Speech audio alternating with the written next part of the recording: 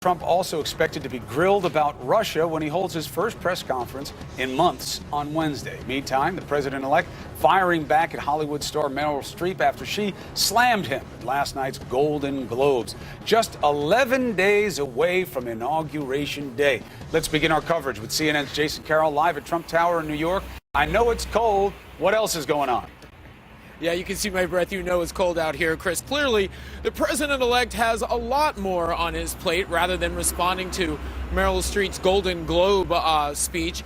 He's going to have to answer questions dealing with a number of policy issues such as national security and health care, policy issues facing millions of Americans.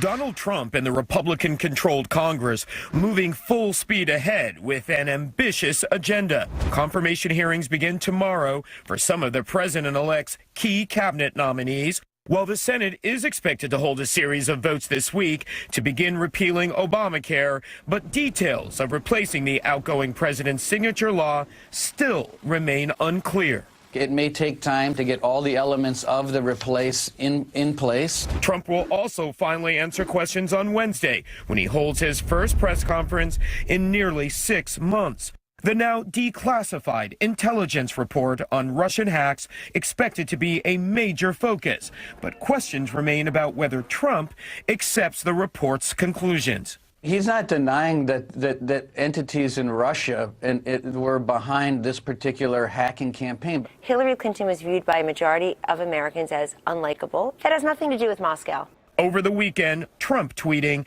having a good relationship with Russia is a good thing, not a bad thing. Only stupid people or fools would think that it is bad. When I am president, Russia will respect us far more than they do now.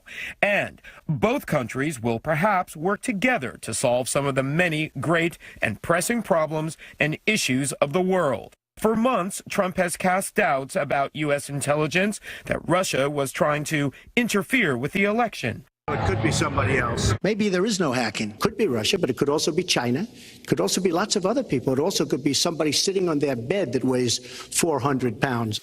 Trump's skepticism dividing his own party.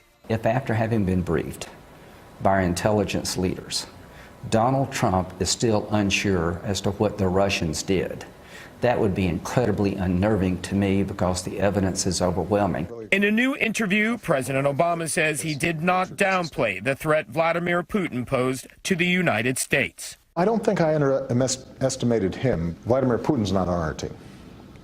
If we get to a point where people in this country feel more affinity with a leader who is an adversary and views the United States and our way of life as a threat to him, then we're going to have bigger problems than just cyber hacking.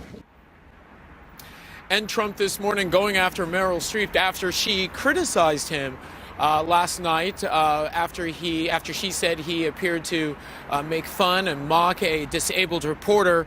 This morning, Trump saying the following about that on Twitter. Meryl Streep, one of the most overrated actresses in Hollywood, doesn't know me, but attacked last night at the Golden Globe. She is a Hillary flunky who lost big. For the 100th time, I never mocked a disabled reporter, would never do that, but simply showed him groveling when he totally changed a 16-year-old story that he had written in order to make me look bad. Just more dishonest media. The reporter in question, Allison, as you know, suffers from a condition that restricts the muscle movement in his arm. The video is out there of how Trump responded to that. People will judge for themselves.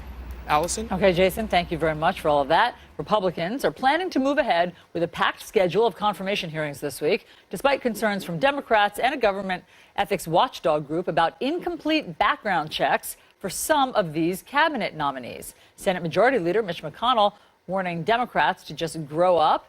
CNN's Sunlen Serfati is live on Capitol Hill with more. Going to be an interesting week there, Sunlen.